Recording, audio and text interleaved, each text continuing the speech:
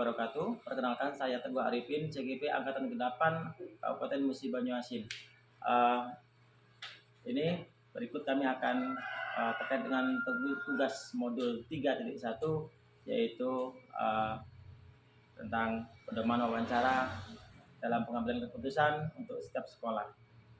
Baik, berikut kita saksikan kami akan wawancara dengan Kepala Sekolah SD Bukit Indah, Pak Hardiman Siregar. Terima kasih. Assalamualaikum Pak. Waalaikumsalam. Apa kabar Bapak? Sehat? Sehat. Alhamdulillah.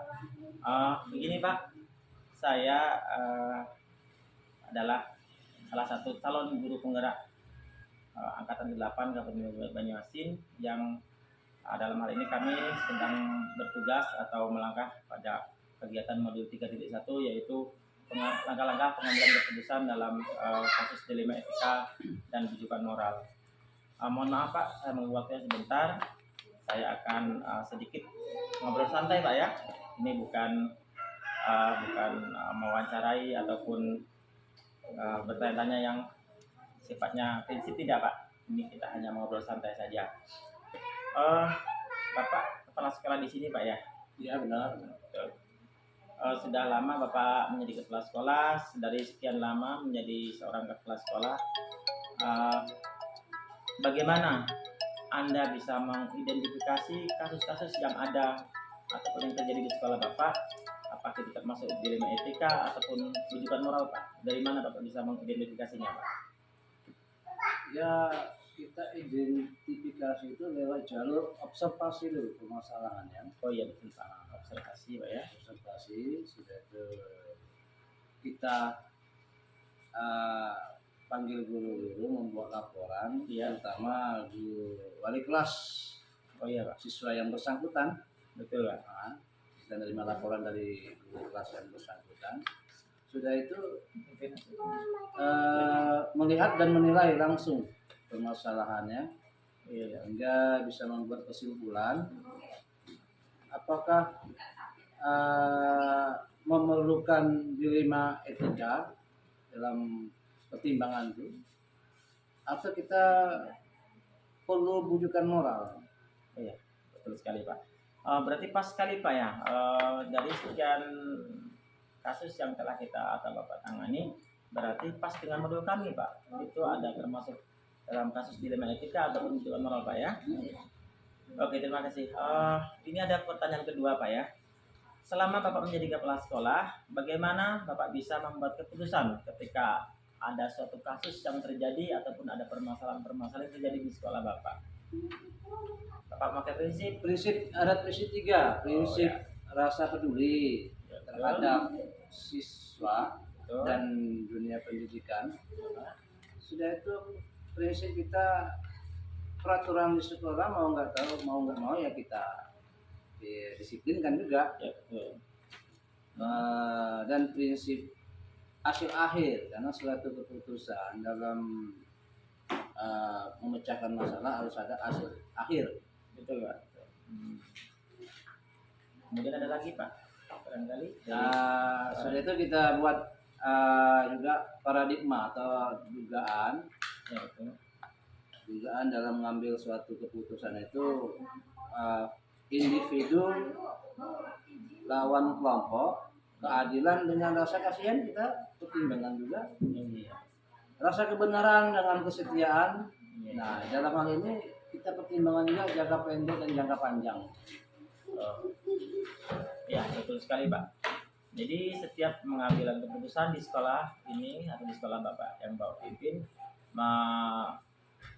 memakai ataupun mempertimbangkan 3 prinsip dan 4 paradigma Pak ya. Iya. Paradigma salah satu adalah individu lawan kelompok, ada rasa keadilan dan lawan rasa kasihan, kemudian ada rasa kebenaran lawan kesetiaan, kemudian jangka pendek dan jangka panjang Pak ya. Betul. Oke, terima kasih Pak. Berarti Bapak setiap mengambil keputusan artinya tidak ujuk-ujuk Pak ya? Enggak. Tidak serta-merta kita buat keputusan tanpa ada pertimbangan Pak ya? Tentunya betul sekali Pak. Oke Pak, pertanyaan selanjutnya Pak. Langkah-langkah yang Bapak ambil ketika hendak memutuskan suatu permasalahan ataupun keputusan, Bapak mengambil langkah apa, Pak? Atau Bapak bisa kasih contoh, Pak? Ada kasus apa, Pak, di sekolah Bapak? Contohnya kasus perkelahian, Oh, itu. nah, Iya, perkelahian siswa. itu apa ya? Sudah itu ada permasalahan adab siswa terhadap guru. Oh iya ya. Dalam hal ini kita perlu mengobservasi masalah. Iya. Sudah itu mengumpulkan fakta-fakta di lapangan, Iya. menentukan siapa yang terlibat. Oh iya ya, Pak. Sudah itu kita uji kebenarannya dengan mengumpulkan saksi juga yang karena kejadian di terdekat dari siswa tersebut yang bermasalah. Sudah itu keputusan juga tidak merugikan beberapa pihak gitu. Oh, artinya kita fokuskan pada satu masalah saja, Pak. Di situ ada perkelahian yang saya dengar tadi, Pak ya. Perkelahian itu diakibatkan karena memang beliau ada pembulian atau memang anak itu nakal atau memang pengeroyokan, Pak, perkelahian itu, Pak. Ya, perkelahian itu Individu. karena ada emosi siswa yang nggak bisa dicandai mungkin. Nah, mungkin dia tuh sangat sensitif, pribadi dia nggak bisa dicandai teman dia, memang tingkat emosinya tinggi, jadi dikit-dikit mau berkelahi. Nah, sehingga hal seperti itu kita harus benar-benar lebih teliti. Ya, malah hal seperti itu harus kita pakai 2 poin tadi itu. Kepedulian dengan rasa keadilan juga kita pakai dengan ini disiplin sekolah peraturan.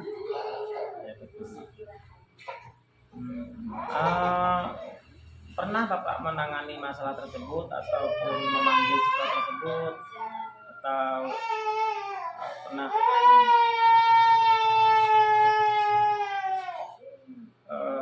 kita panggil dewan gurunya untuk memanggil wali siswanya gitu, pernah Pak? Pernah kita panggil itu. Ya. Kita panggil setiap permasalahan perkelahian itu prioritas atau membuli teman itu harus kita panggil juga siswanya, wali muridnya dan wali kelasnya. Nah, kita panggil ke kantor, kita observasi lagi kembali masalahnya, mengumpulkan fakta-fakta di lapangan. Sudah itu melakukan uji kebenaran, yang penting semua tidak ada yang bisa dirugikan. Oh, berarti memang sering setelah ada permasalahan seperti itu pernah Pak ya dipanggil atau anak tersebut diadili. Tapi kalau kita mau misalkan kita yang bermasalah kita berhentikan itu juga nggak etis Pak ya. Karena kita sudah meragukan anak, karena anak harus sekolah Pak ya, belajar Pak ya. Artinya kita di situ Bapak sudah konsen pada satu paradigma, yaitu rasa keadilan dan rasa kasihan Pak ya. Iya, betul. Jadi keadilan karena harus sekolah dan rasa kasihan juga. Ya, berarti ada satu paradigma yang Bapak ambil sebelum menangani masalah perkelahian dari anak tersebut Pak ya. Selanjutnya Pak, hal-hal ini pertanyaan keempat Pak ya. Hal-hal apa saja Pak yang Bapak anggap efektif dalam menangani keputusan tadi Pak? Ini yang sangat efektif adalah memanggil orang-orang yang terlibat dalam permasalahannya untuk dimusyawarahkan sebelum mengambil keputusan. Maksudnya di situ yang dia bully, kemudian orang tuanya, yang wali kelasnya, korban maupun yang melakukan pembulian atau tindak kekerasan kita panggil juga. Oke. Kemudian apa Pak tantangan Bapak ketika membuat keputusan tadi Pak? Tantangannya sini ada 2. Satu, merasa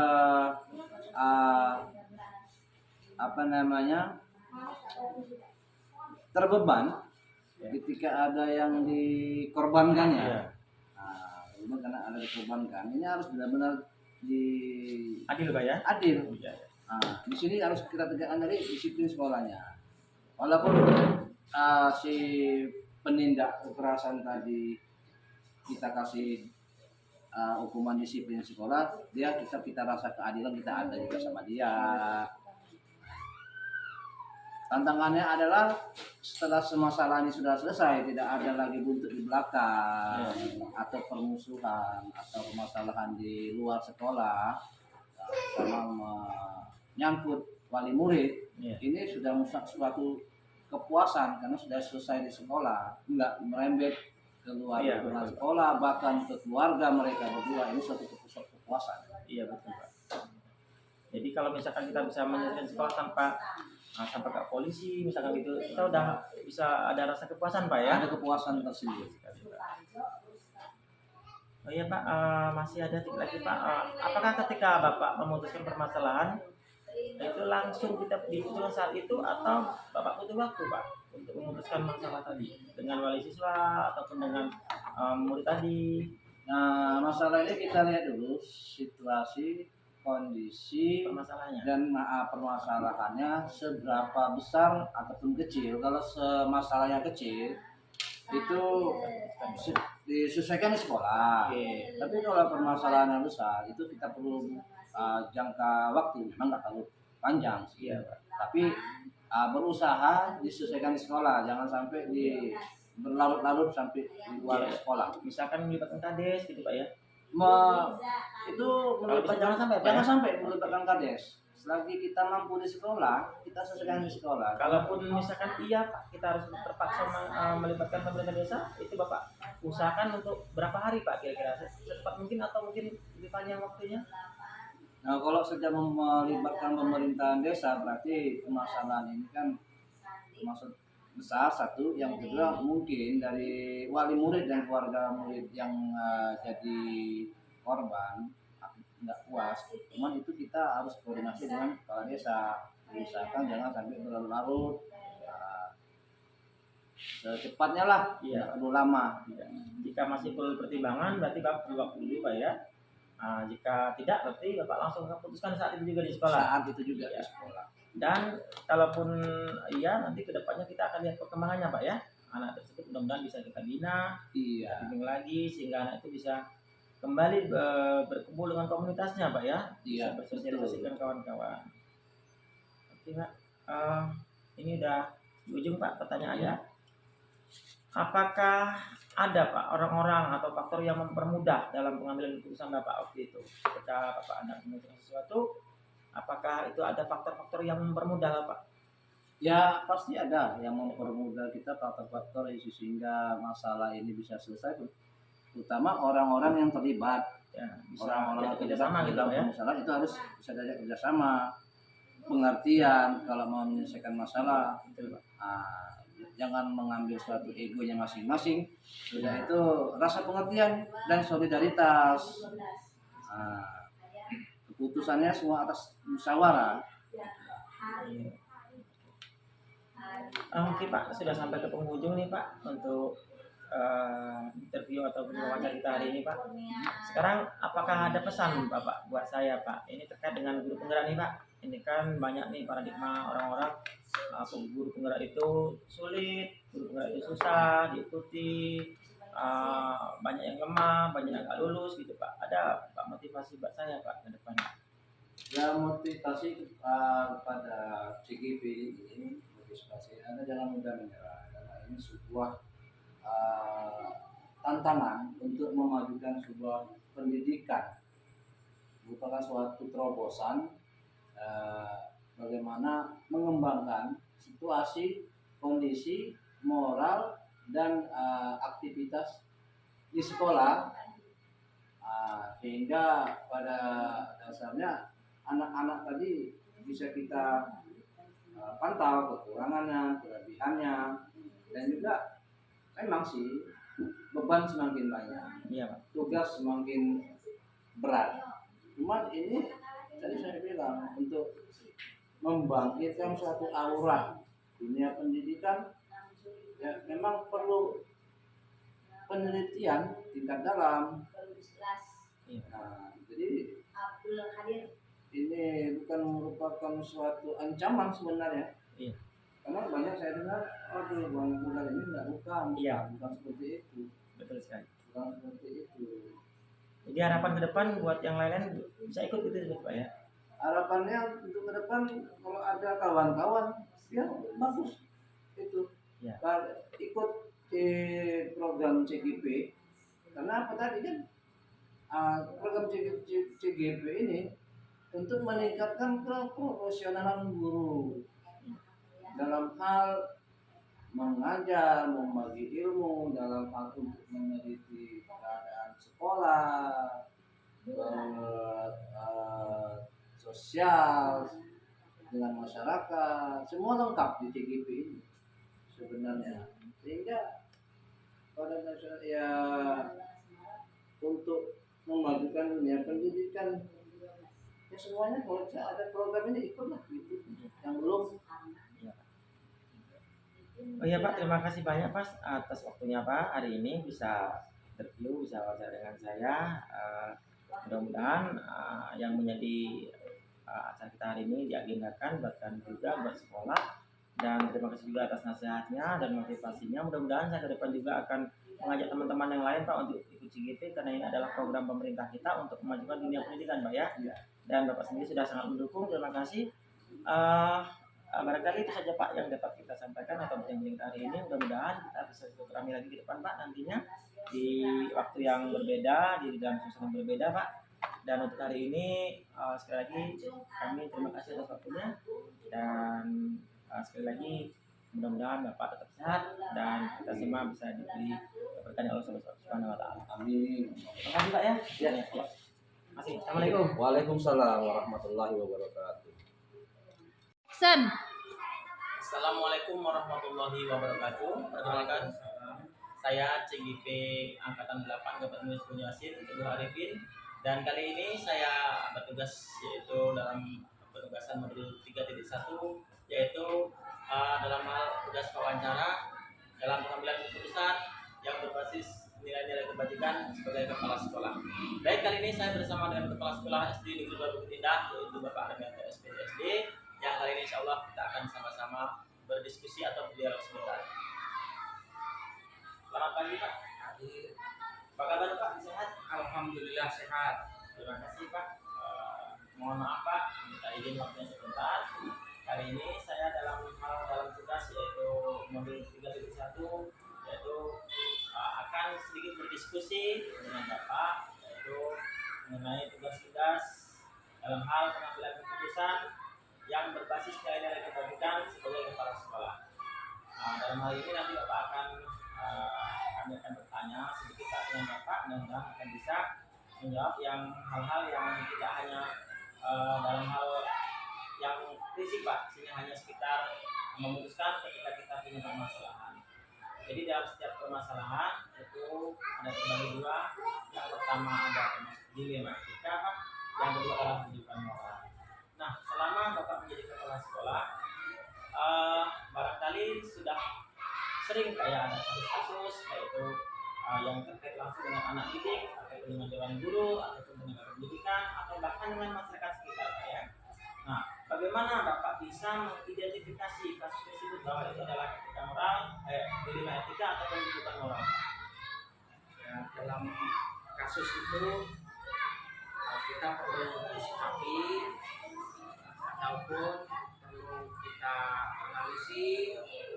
dianalisa, lalu kita ambil keputusan ataupun kebijakan. Tentunya dalam sebuah pekerjaan ada masalah-masalah baik terhadap guru dengan anak dengan anak, ataupun pada lingkungan sekitarnya. Berarti pas sekali Pak ya dengan modul yang sedang kami pelajari, bahwa ketika kita ada kasus atau permasalahan di sekolah, kita yang pertama itu mengobservasi permasalahan, kemudian kita akan mengambil kebijakan setelah diobservasi dan dianalisa Pak ya. Terima kasih. Kemudian Pak, kami di sini juga selama ini bagaimana Bapak bisa membuat keputusan ketika ada permasalahan Pak? Bapak memakai paradigma apa itu? Kelompok atau hasil keadilan apa Pak? Ya tentu saja saja kita lihat dulu permasalahannya. Jadi ada yang memakai sistem kelompok ataupun individual kelompok Pak ya. ya Kemudian ada rasa keadilan dan kasihan Pak ya. rasa keadilan, tentunya rasa iba atau kasihan itu tentu harus ada di sikap kita atau moral kita sebagai guru atau pendidik. Kita harus punya rasa seperti itu. Yang ketiga Pak, langkah-langkah apa saja yang Bapak lakukan sebelum Bapak memutuskan sebuah permasalahan? Itu kan contoh permasalahan Pak.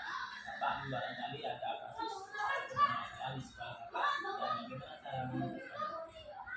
Ya misalnya saja ada sebuah kasus seorang guru yang sedang mengalami sakit Pak ya. ya sakit misalnya, tiba-tiba sakit itu belum berkunjung sembuh, masih dalam penyembuhan atau dalam usaha untuk berobat, tapi sisi lain harus ada peraturan dari kebijakan pemerintah yang mana harus mengajukan izin sakit.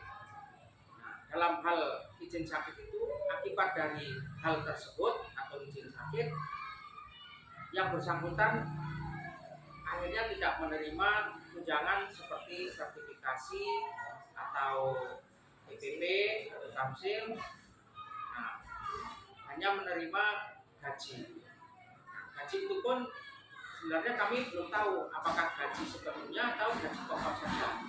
Andai kata hal itu terjadi, alangkah kasihannya yang bersangkutan itu sudah menderita sakit, lalu untuk biaya untuk berobat, sedangkan selama ini yang bersangkutan adalah sebagai tugas atau melaksanakan tugas dengan baik. Nah, dari mana kita akan melakukan kebijakan yang seperti itu dan rasa keadilan tidak ada kalau kita ambil kebijakan seperti yang pemerintah lakukan. Iya, jadi saya sebagai kepala sekolah, saya mencari jalan atau mencari solusi. Yang sakit tetap berusaha untuk sembuh, tapi saya sementara mencari pengganti untuk melaksanakan tugas. Walaupun pada peraturannya tidak boleh mengangkat honor lagi. Jadi selama beliau masih sakit ya, Bapak tidak dalam artian memberikan izin sakit, tapi Bapak mengambil langkah yaitu mencari guru pengganti sebelum beliau sembuh gitu Pak. Ya, mencari guru pengganti yang linear ya. Yang sama. Berarti tidak dikorbankan Pak ya? Tidak ada. Siswa tetap belajar ya. Dan guru tersebut insya Allah kita berdoa mudah sembuh Pak ya. Masih berharap dia sembuh dan akhirnya sama-sama jalan Pak ya? Sama jalan. Berarti Bapak mengambil trilema Pak di sini Pak. Iya betul. Yang ketiga Pak. Ya.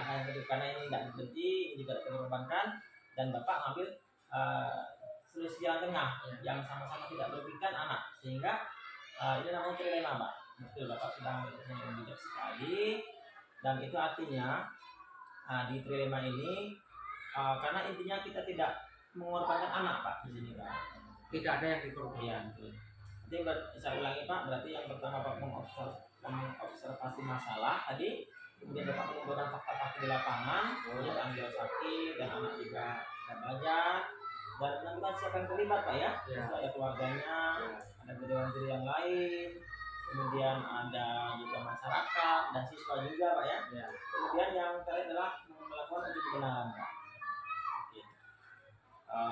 Bagus sekali Pak, terima kasih juga sudah memberikan solusi dari ibu tadi. Mudah-mudahan kita berdoa ibu tadi bisa sembuh Pak ya, bisa kembali ke sekolah Bapak.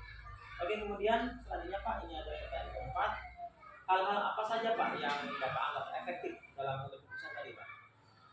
Ya, tentunya yang efektif adalah kita tidak menunda-nunda kekosongan dalam belajar. lalu Memberikan seperti itu.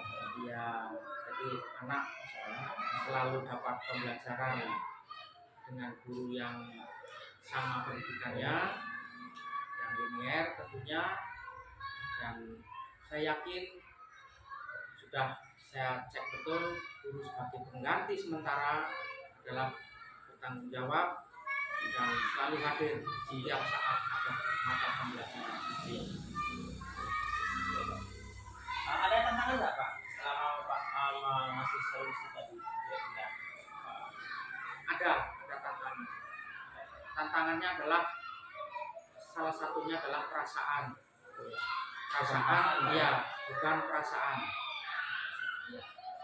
Yang mana salah satu sisi harus melakukan secara peraturan pemerintah, salah satu sisi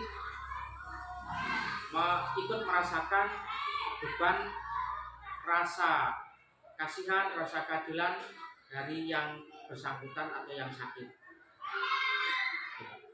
Iya Pak, betul sekali. Berarti setiap kita memutuskan sesuatu, karena kita adalah pemimpin pembelajaran Mbak ya, pasti ada pihak-pihak yang merasa kurang puas Pak dengan kita di sini Pak ya. Tentu saja. Cuma kita juga bukan alat pemuas, tidak akan bisa memuaskan semuanya Pak. Ya.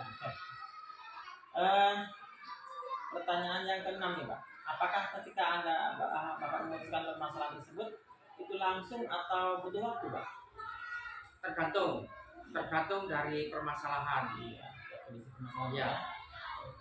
Kalau memang betul urgent atau penting, berarti Ya segera. Kalau yang sifatnya itu sangat mendesak atau penting, ya. statusnya itu segera diambil kebijakan dan diputuskan. Apabila masih bisa dipertimbangkan, kita perlu waktu untuk mempertimbangkan, untuk menganalisis, dan akhirnya nanti kita bermusyawarah untuk melakukan hal yang terbaik. Ya pertanyaan ini Pak, apakah ada orang atau faktor yang mempermudah Pak dalam mengambil keputusan itu? Ya tergantung situasi. Ada orang yang merasa saya dianggap mempermudah, mungkin ada dari pihak-pihak tertentu, tapi insya Allah orang itu banyak yang mendukung. Iya. Karena keputusan kita sudah melewati berbagai pertimbangan dari diri Bapak sendiri, dari pertimbangan orang lain juga. Terus yang paling penting adalah nilai diri sendiri Pak ya. Ya. Bahwa itu betul-betul kebijakan yang tidak merugikan dan memberikan berpihak dengan semuanya Pak ya. Ya. Dan merugikan. Sebenarnya orang yang merasa atau mempermudah sebagai kebijakan kepala sekolah yang seperti tadi umpamanya ada, itu adalah orang yang tidak punya nurani, ya, tidak mengerti permasalahan intern sekolah, hanya bisa merasakan pada dirinya sendiri tanpa ingin tahu perasaan orang lain. Oke Pak, sudah sampai di penghujung nih Pak. Yang terakhir, kalau tadi sudah pertanyaan, sekarang itu saya minta nasihat Pak dari Bapak, saran ataupun pesan singkat terkait dengan kami yang saat ini sedang mengikuti pendidikan calon guru penggerak angkatan 8 Kabupaten Sulawesi.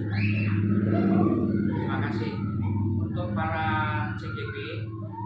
Tentunya saya banyak melihat begitu sibuknya, begitu menyita pikiran dan waktu.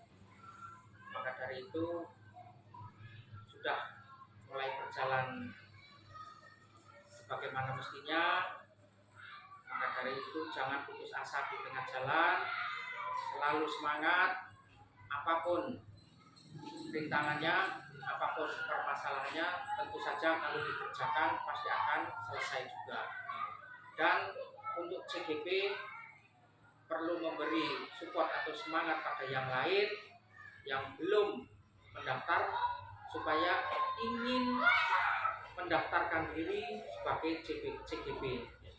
Sebab masalah pendidikan berjalan terus agar jangan sampai tertinggal masalah pendidikan. Semakin kita lalai, semakin akan tertinggal lebih jauh.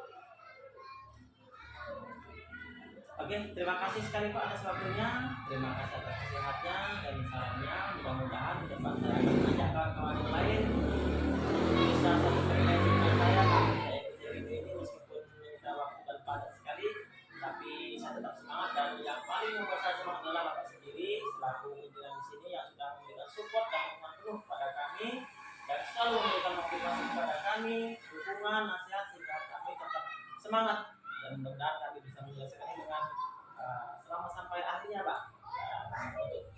Untuk kita semua akhirnya Pak, untuk kita semua ke depannya, untuk kita semua dan untuk anak didik ke depan Pak. Oke, terima kasih atas waktunya Bapak. Sebenarnya maaf sekali dan sekali lagi assalamualaikum. Waalaikumsalam. Ya, permisi Pak. Terima kasih.